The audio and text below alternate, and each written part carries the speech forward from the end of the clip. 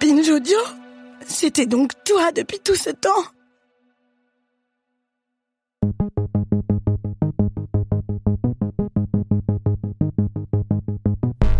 Si je résume bien, depuis le début de cette enquête, j'ai appris que les hommes avaient besoin de nous mépriser un peu pour s'exciter, qu'il ne fallait donc pas trop les impressionner, mais qu'en même temps il ne fallait pas avoir trop d'heures de vol au compteur, parce que là sinon ils ne nous respectaient plus. Enfin bref, être une femme hétéro, c'est accepter d'être tiraillée entre 1000 injonctions contradictoires. Et on m'enlèvera pas de la tête que ce qui se joue là, dans la chambre à coucher, c'est une question de rapport de domination. Et que c'est donc une question politique. Est-ce que l'homme au calbut était de gauche ? Affirmatif. Est-ce qu'il a déjà interrogé l'intime à travers un prisme politique ? Je crois pas, non. D'ailleurs, dans mon entourage, je constate que parmi les hommes qui se disent engagés politiquement, il n'y en a pas beaucoup prêts à se remettre en question.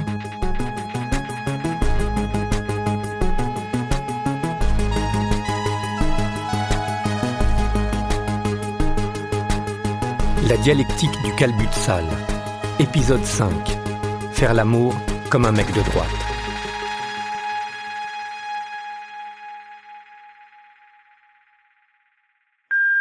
Bon, ça me travaille, tes histoires. Je vais y réfléchir.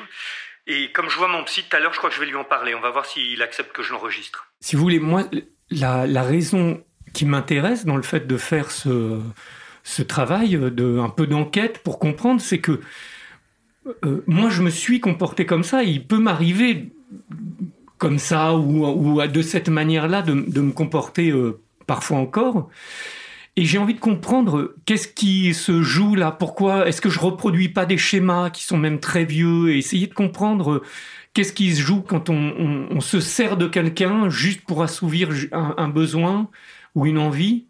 C'est un peu un plaisir solitaire parce que l'autre n'existe pas tellement dans ce genre de choses. Hein. Ouais. Donc en face, on a l'impression d'être pris pour un objet, quoi. On n'existe pas vraiment. Et moi je sais que j'ai eu je vous en avais parlé, ce phénomène un peu donjuaniste d'accumulation de femmes et effectivement de passer de l'une à l'autre, parfois même sans me rappeler les prénoms, même sans me rappeler les visages, quoi. Et essayer de comprendre pourquoi on fait ça. Enfin, pourquoi moi, mais aussi un certain nombre de garçons, on a ce genre de comportement. Finalement, que en les regardant froidement, on les réprouve, quoi. C'est pour éviter les rencontres. Hein. C'est juste pour son propre plaisir et on évite la rencontre avec l'autre. Et pourquoi ça ? C'est parce qu'on en a peur ? Par exemple, oui. Je dois vous avouer que dans ma quête pour résoudre l'énigme du calbut, j'ai pas trouvé beaucoup de figures militantes masculines. Pour beaucoup de camarades, le féminisme, c'est déjà une sous-lutte. Alors la politisation de l'intime, c'est carrément une sous-sous-lutte, à peine digne d'intérêt. Et la seule figure d'extrême gauche qui a bien voulu nous répondre, c'est Usul.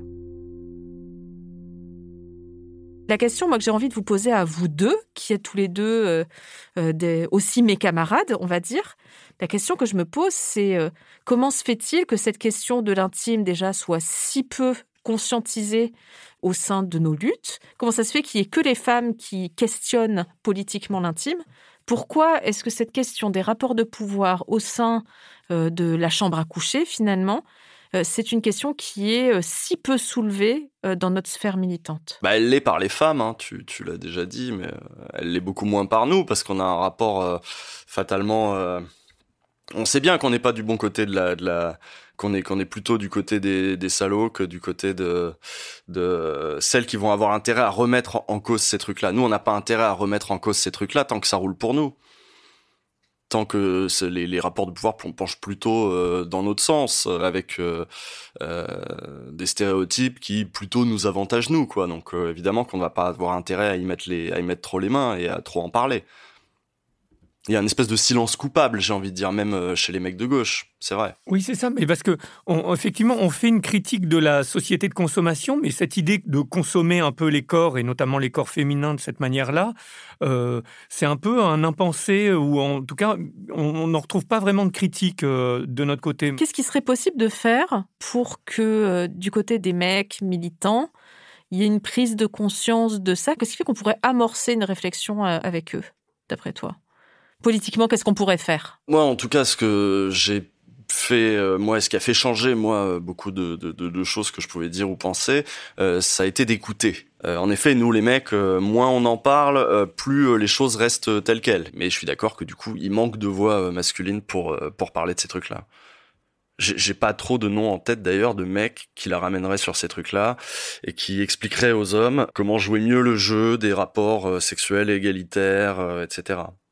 J'ai pas d'exemple en tête. Ouais. C'est-à-dire que c'est vrai qu'on n'en trouve pas. On cherche et on n'en trouve pas. Et qui mène une réflexion globale comme a pu la mener Foucault ou comme peut aujourd'hui la mener Geoffroy de la Galerie sur ce que signifie le désir, quel est son sens politique de la sexualité, des plaisirs et tout. Et en fait, il y a très peu de personnes qui parlent là-dessus. Non, je suis d'accord, oui, il y a très peu d'hommes qui se sont investis dans ces questions-là. Sans doute aussi pour des questions assez classiques de division du travail intellectuel, de division genrée du travail intellectuel.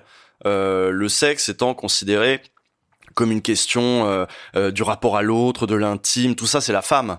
C'est les questions de l'intérieur, du plaisir, de l'affection, du respect. C'est des questions qu'on va laisser aux femmes, là où les hommes vont s'occuper de sujets plus importants comme la politique, la guerre, etc. quoi.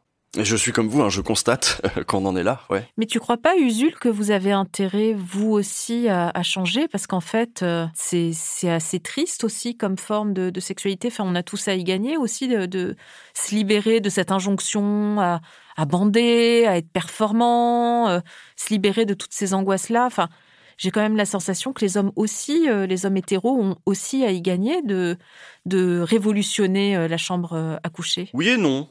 Oui et non, c'est vrai que oui, l'injonction à bander, l'injonction à avoir le maximum de partenaires, peu importe la qualité du consentement, ces injonctions-là, certes, elles sont pénibles, pour autant, mine de rien, c'est avant tout un rapport de pouvoir, pas seulement sur les femmes, mais ça continue d'être un rapport de pouvoir entre les hommes. Celui qui a scoré peut regarder de haut celui qui est penaud et qui peine à même tenir une conversation sans avoir la voix qui tremble avec une femme qui lui plaît. Voilà, il y a ce qui se passe dans la chambre à coucher, en tout cas ce qu'on en raconte derrière, va nous donner de l'ascendant sur les autres hommes. Est-ce qu'on est prêt à y renoncer? D'autant plus que ce qu'on va nous proposer à l'inverse, c'est-à-dire pourquoi pas se décoincer du cul, y compris au sens propre d'ailleurs. Tu vois ce garçon-là qui est parti dans la nuit, je me dis que s'il n'y avait pas toutes ces injonctions à la performance, peut-être qu'il n'aurait pas paniqué et peut-être qu'il serait resté jusqu'au petit matin, tu vois. Parce que je maintiens quand même que s'il a disparu, c'est parce qu'il devait se sentir un petit peu penaud, un petit peu merdeux, tu vois, pas très fier de sa performance. Je pense que... Parce qu'il avait compris que t'avais pas joui, ça tu penses? J'en sais rien, mais il devait bien imaginer que c'était pas la baisse du siècle, ce qui, moi, me dérangeait pas plus que ça, par ailleurs. Mais j'imagine qu'il n'a pas été à la hauteur de ce que lui aurait aimé être et performer, tu vois. Peut-être que cette angoisse vient aussi de là, de cette injonction à être performant, et il a échoué, et donc le seul moyen de garder la tête haute, c'était finalement de m'humilier en partant.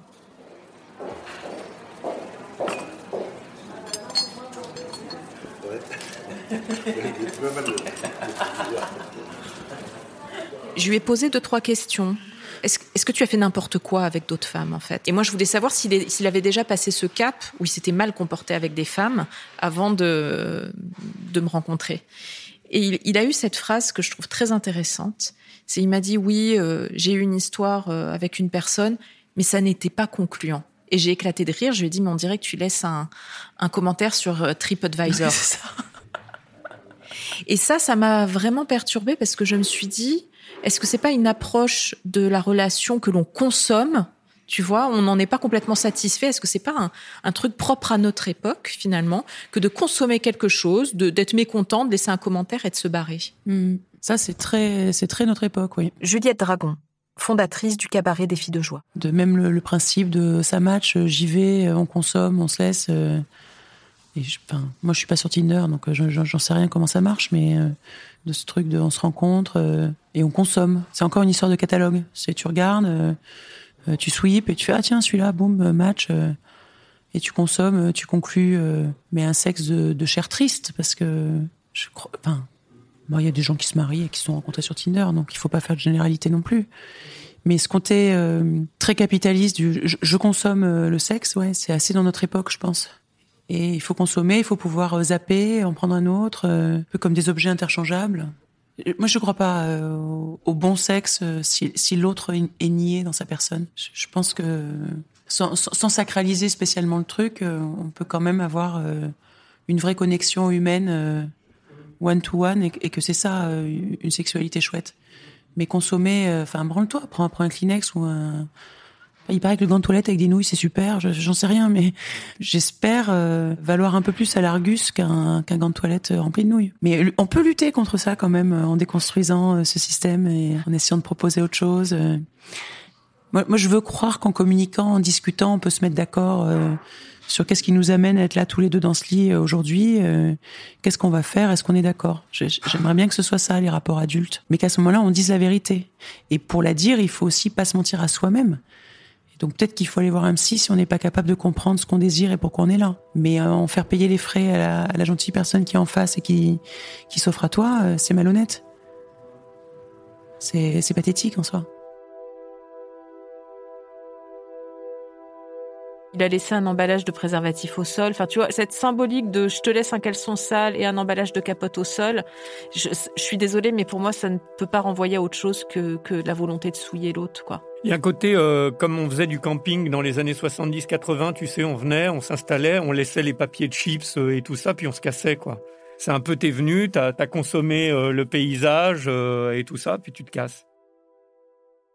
Moi, je peux pas m'enlever de la tête qu'il y a ce côté, c'est le sexe Deliveroo, dont j'ai l'impression que on l'a pratiqué, il existait avant, mais il y a un phénomène d'accélération comme ça. Mais ce sexe Deliveroo, il a quelque chose d'inabouti parce que c'est aussi perdre la possibilité d'une véritable rencontre qui va plus loin que se vider les couilles, revenir auprès de ses potes en disant j'ai scoré au Vidi, moi, etc. Et c'est de perdre l'occasion aussi d'une rencontre qui est pas obligée d'être intense et profonde et d'avoir d'énormes discussions, mais on perd aussi ces possibilités de rencontre. Et je crois que il y a quelque chose de problématique là-dedans. Ouais, d'autant plus que le petit débrief d'après, même s'il est sommaire, il peut être marrant, même si ça s'est passé bof, quoi. Usul, chroniqueur et militant d'extrême gauche. Mais je crois qu'il y a trop de trucs qui se jouent chez les mecs au niveau de l'orgueil, de machin. On n'est pas prêt à entendre. On n'a pas envie d'entendre. C'est peut-être ça. Il voulait pas entendre ce qui allait pas.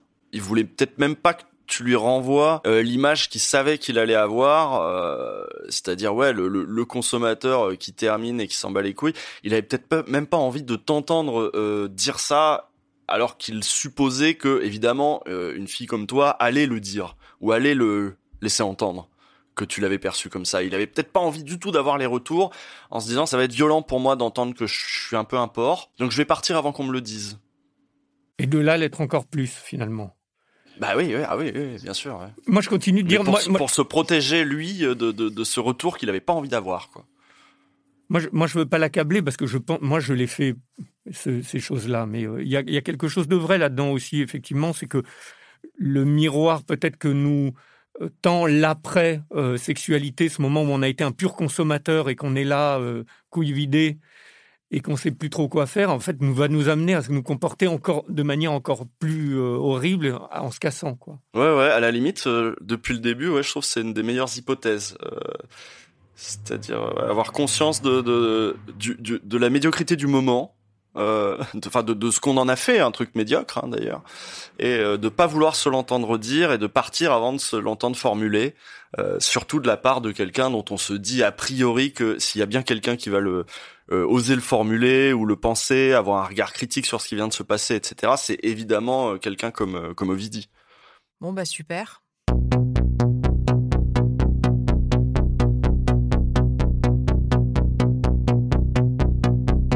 Je crois que je me pose trop de questions. Pourquoi j'intellectualise tout comme ça ? Est-ce que je suis pas en train de politiser quelque chose de bien plus minable que ça ? En fait, c'est ça. La réponse, elle est pas politique, elle est juste minable. C'était minable. il était minable et la baise était minable et ça s'est fini d'une manière minable. Est-ce que moi aussi j'étais minable? Est-ce que politiser cette histoire, c'est pas une façon de refuser de voir que la réalité est parfois juste minable?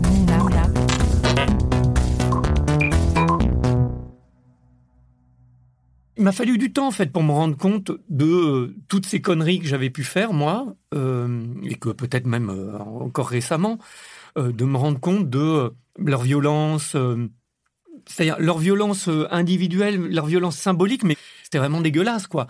Et c'était, moi, une manière de...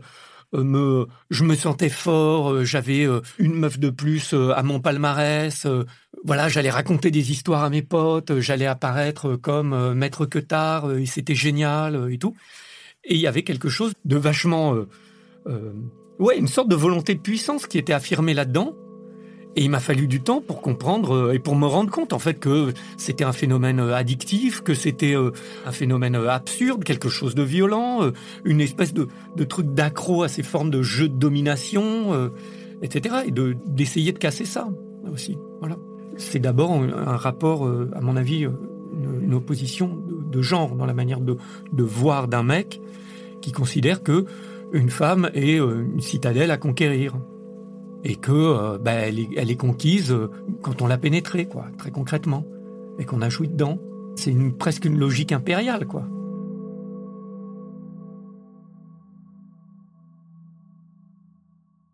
Il faut quand même que je vous raconte un truc, parce que je vous ai pas tout à fait tout dit. La valse des excuses pourries ne s'est pas arrêtée là. Non, parce qu'avec Calbut, on s'est revus 5 jours après le drame. Ouais, à la terrasse d'un café, à sa demande. Il disait qu'il voulait s'excuser face à moi. Et sans surprise, c'était ultra décevant.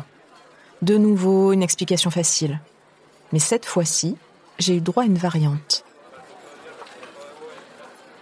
Je suis désolé, mais c'est pas encore clair dans ma tête pour moi. Ouais, c'est bon, on commence à le savoir, ça. Enfin, on vient juste de divorcer, mais on vit encore ensemble, en plus. Et j'ai pas du tout fait le deuil de cette relation. Ouais, je comprends bien, ouais. Le quadra en séparation comme on en connaît des tonnes, quoi. Qui dit qu'il est libre alors qu'il est pas, et qui fait n'importe quoi. Et moi, je suis quoi dans tout ça? Je suis juste un pion dans la mythologie de son divorce. Je le vois bien retourner voir sa femme pour demander pardon, et lui jurer sur tous les saints que... Non mais je t'assure, chérie. C'était juste un coup d'un soir. Une histoire sans importance. Je te jure, je m'en fous de cette fille. J'imagine bien le tableau, ouais. Peut-être même qu'il a prononcé les mêmes mots qu'il m'a écrits. Écoute, je sais pas ce qui m'a fait. Ça va pas dans ma tête, je suis vraiment désolé. Tu me connais, je suis pas un mec comme ça, vraiment m'excuser. Ouah, ouah, ouah, ouah, ouah.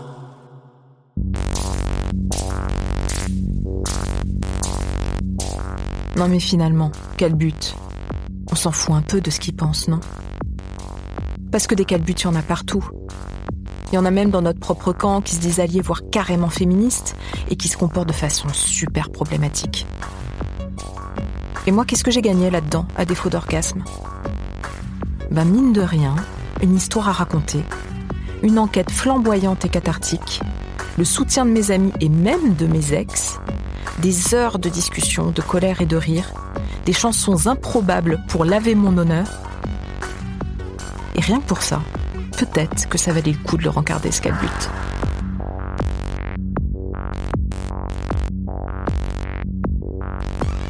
Et maintenant, on fait quoi? On baise et on se détache? On prend ce qu'on a à prendre?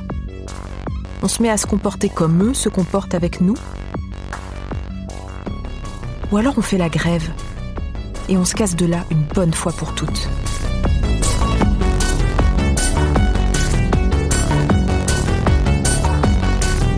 Je suis désolé de t'appeler que maintenant. J'ai bien vu ton message, excuse-moi sincèrement.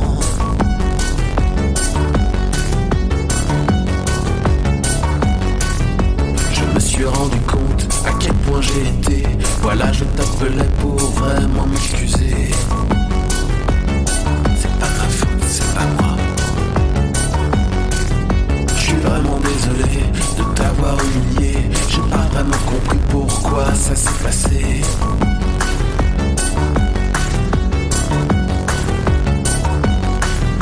Il n'y a rien qui excuse, je vais te raconter que blablabla, ça va pas dans ma tête. La dialectique du calbut sale. une série documentaire d'Ovidie, produite par Binge Audio, avec la participation de Tancred Ramonet. Je suis vraiment désolé de t'avoir humilié. Ça va couper parce que... Musique originale, position parallèle. Découvre un peu tard un ou tes messages et je supporte vraiment mal. Réalisation, Elisa Grenet. Production, Naomi Titi, avec le soutien de Juliette Livartowski. Je me ressemble pas, je n'ai jamais fait ça. Et puis finalement c'est moi qui me sens mal. Communication, Jeanne Longhini et Lise Niederkorn. Je te dirai comment je me sens sale. Et puis j'aurais voulu faire ce que je ne fais pas.